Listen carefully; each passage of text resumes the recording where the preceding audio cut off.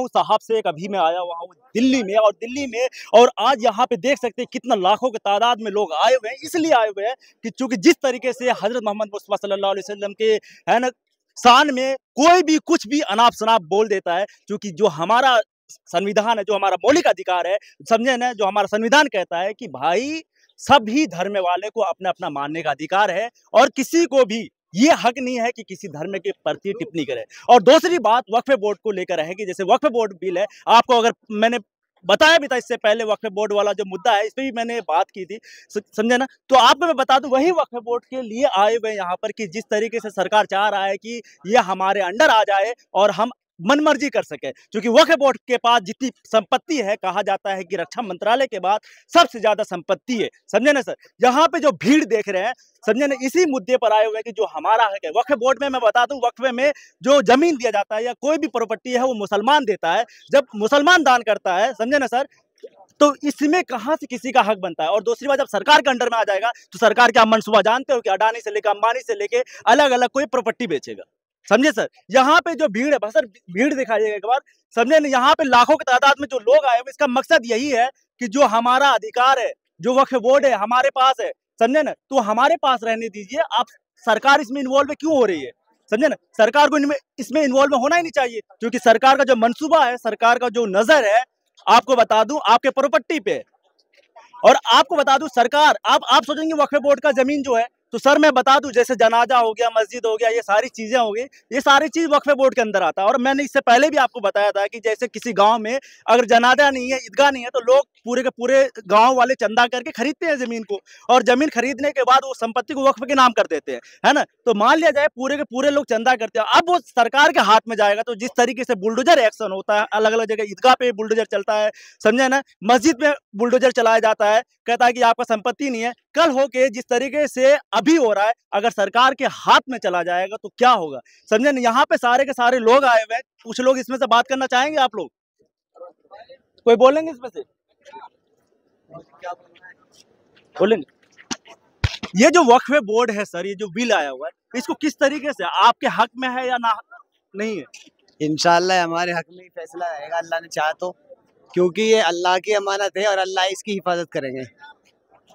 और हमारे उलमाए कराम इस पे मेहनत कर रहे हैं, और आज माशाल्लाह 6-7 लाख आदमी आए, वो इसी निस्बत से है कि इंशाल्लाह ये हुकूमत हमारे साथ कर रही, और इंशाल्लाह हमारे हक में फैसला आएगा, है ना। और जो जिस तरीके से हजरत मोहम्मद मुस्तफा सल्लल्लाहु अलैहि वसल्लम के शान में हर दिन किसी ने कोई ना कोई अनाप शनाप बोल देता है, सिर्फ फेमस होने के लिए, समझे ना, उसको कुछ नहीं, क्योंकि फेमस होना है। क्योंकि आज के टाइम में मैं बता दूं, इतना ही आसान हो गया, मैंने पहले भी कहा था वीडियो में कि किसी को फेमस होना है तो किसी मुसलमान के प्रति टिप्पणी कर दे। कोई लड़की मेहंदी मुसलमान की बुर्का पहन के लगा रही है तो उसके ऊपर टिप्पणी कर दे, कोई मुसलमान जा रहा है तो उसमें कह दे कि बीफ खाया, उसके बिहार पे उसको पीट दे। मतलब आसान है भाई, आज की मुसलमान सबसे आसान टारगेट है कि मुसलमान पीटो और अपने आप को एक शोहरत हासिल कर लो, वहां पे आपको कल होके बड़ी बड़ी पार्टी से आपको टिकट मिल जाएगा, समझे ना, मुसलमान के प्रति। तो आप इस तरीके से इसको क्या समझते हैं? अल्हम्दुलिल्लाह हमारे नबी का मकाम हमेशा ऊंचा रहेगा। जो लोग गुस्ताख कर रहे वो गुनाह कमा रहे, और उनके लिए दुनिया में भी जिल्लत है और आखिरत में भी। हुजूर का मकाम हमेशा ऊंचा रहेगा, क्योंकि हुजूर हमारे सबसे अजीम है। हाँ, ला इलाहा इल्लल्लाह मुहम्मदुर रसूलुल्लाह अलैहि सलातो वस्सलाम, अल्लाह के नबी का मकाम सबसे ऊंचा है। अगर कोई गुस्ताखी करेगा वो दुनिया में भी जलील होगा, और इंशाअल्लाह अज़ीज़ आखिरत में भी जलील होगा। सर आप कुछ बोलना चाहते हैं तो कुछ बोलेंगे?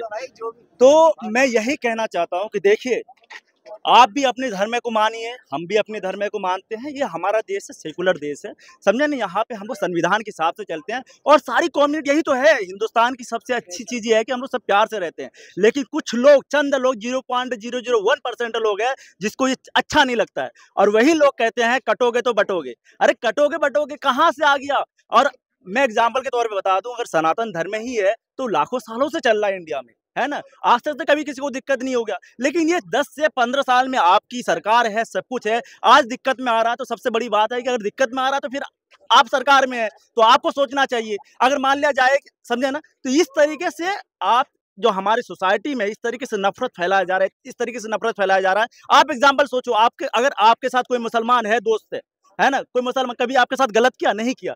मैं मुसलमान हूँ, मेरे साथ कोई हिंदू दोस्त से गलत किया? नहीं किया। अगर कोई कह दे कि भाई हिंदू भाई गलत है, तो हम कैसे मान लेंगे? नहीं मान सकते ना। अगर कोई आपको कह दे कि कोई मुसलमान गलत, कैसे मान लेंगे जब आपके साथ कोई गलत नहीं किया है?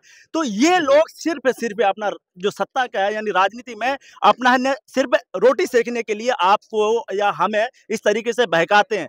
मैं बता दूं, जिस तरीके से मैं कहता हूं कि गरीबों के घर पे जिस तरीके से दिल्ली में ही बुलडोजर चला था, मैंने एक बुलडोजर एक्शन पे मैंने आपको दिखाया वीडियो। ज्यादातर दिल्ली में जितना बुलडोजर एक्शन चला था, वहां पे हिंदू भाई का घर था।